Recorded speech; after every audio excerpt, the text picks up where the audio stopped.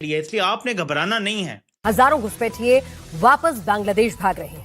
उसको कैसे छोड़ दिया गया है और इंडियन मीडिया कैसे, आप ये खुद वेरीफाई भी कर सकते हैं। घुसपैठियों ने अपना बोरिया बिस्तर बांध लिया है कि पश्चिम बंगाल में हड़कंप मचा हुआ है। बांग्लादेशी हो या रोहिंग्या, वो जान बचा करके भाग रहे हैं।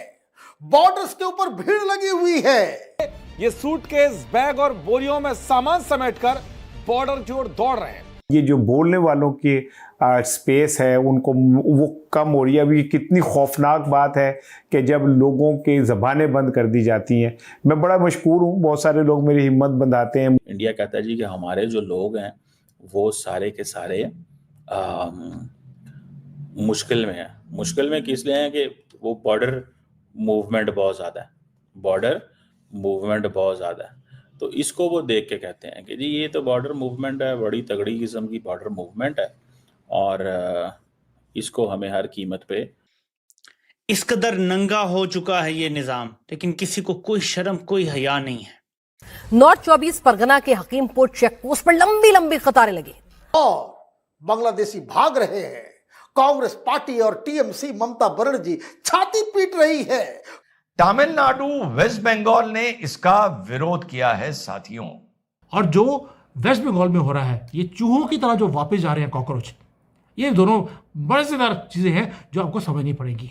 वहां पे एसआईआर से ऐसे दहशत में आए हैं कि अपने अपने बैंक अकाउंट से पैसे भी निकाल रहे हैं और भाग भी रहे हैं। और कुछ तो ये भी खबर आ रही है कि एसआईआर की वजह से ये बांग्लादेशी घुसपैठिए ये सुसाइड भी कर रहे हैं। घर घर जाकर वेरिफिकेशन हो रही है कि आदमी रह रहा है कि नहीं है। पता लगा मोहम्मद के नाम पे घर है, मोहम्मद रहता ही नहीं, आयशा वहां पर 15-20 रहती हैं। अब चेकिंग होनी शुरू हो गई। जब चेकिंग हुई, आयशा की पता लगा वो तो भारत की है ही नहीं, वो तो बांग्लादेश से इंपोर्ट की हुई थी। 6 साल की बच्ची और साथ में 6 साल की बच्ची है और साथ में उसके 9 साल की एक उसकी बहन भी है। और वो वहां पर रहते ही नहीं है।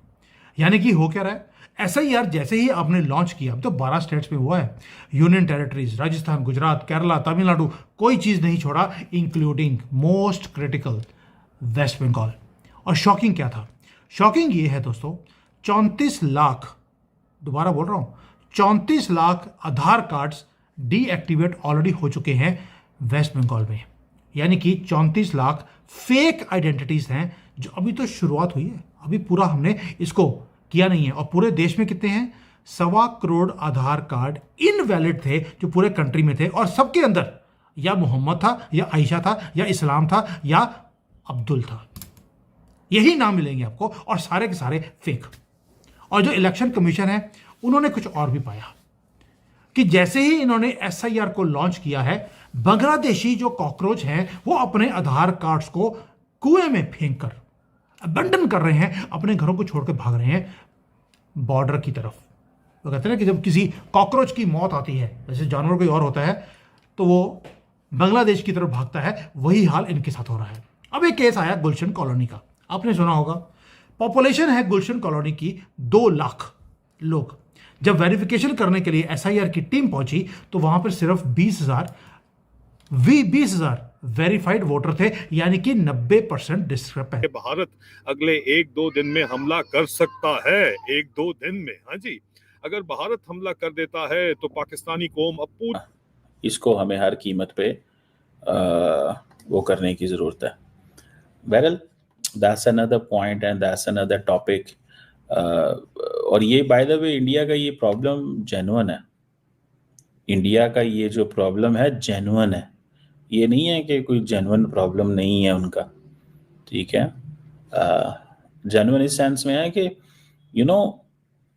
भाई ऐसे थोड़ा ही होता है, ठीक है, कि आप इस चीज़ को इग्नोर कर दें। ऐसे थोड़ा ही होता है कि आप इस चीज़ में आ जाएं कि जी हज़ारों बंदे आपके मुल्क के अंदर एंटर हो रहे हैं एंड एक जो चीज़ है उसको how we have to make it, ठीक है।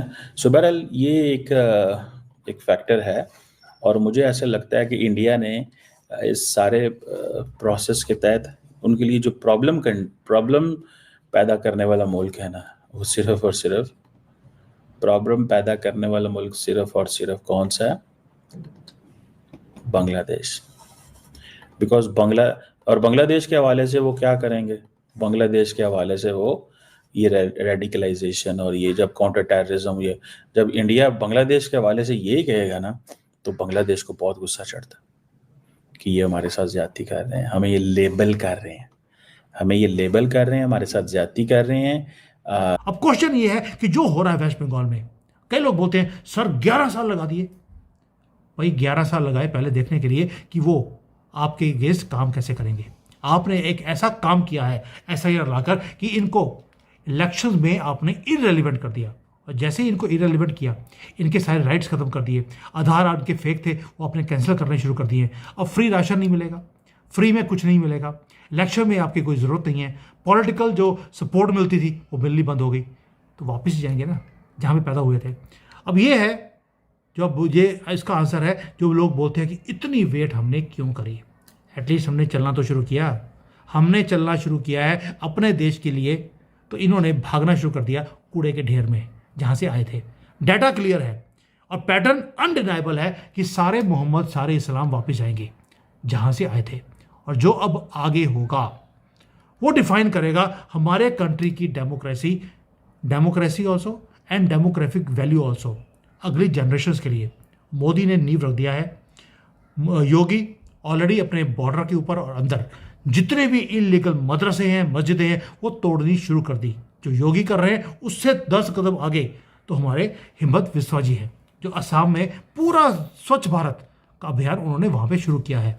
और ये एक एक्सपेरिमेंट है कि जो वहाँ पे शुरू हो गया अब ये पूरे भारत में इम्प्लीमेंट होगा। अभी तो SIR सिर्फ 12-13 स्टेट्स में लागू हो रही है, एक एक कर क्योंकि मुझे इनको मालूम है गवर्नमेंट को ये वहाँ से भाग के कहीं और जाएंगे। इनकी आदत है ये गटरों में रहते हैं, गटर में से निकल के दूसरे गटर में ये पहुँच जाएंगे। लेकिन अब इन्हें भारत को गटर बनाने की परमिशन नहीं मिलेगी, इनको जाना पड़ेगा, और इन्होंने जाना शुरू भी कर दिया है। इसलिए ममता बानो को रो रो कर बोलना पड़ा, मैं अपना गर्दन कटवा लूंगी लेकिन मैं इनको वापस नहीं जाने दूंगी, इनको इररिलेवेंट नहीं बनने दूंगी। यानी कि कहीं ना कहीं अंदर से ममता बानो को पता लग गया है कि बिहार में जैसे जीत हुई है, अब वैसा ही कुछ आपको वेस्ट बंगाल में दिखाई देगा। पाकिस्तान की अभी फिलहाल इकोनॉमी ग्रोथ ही कर रही है।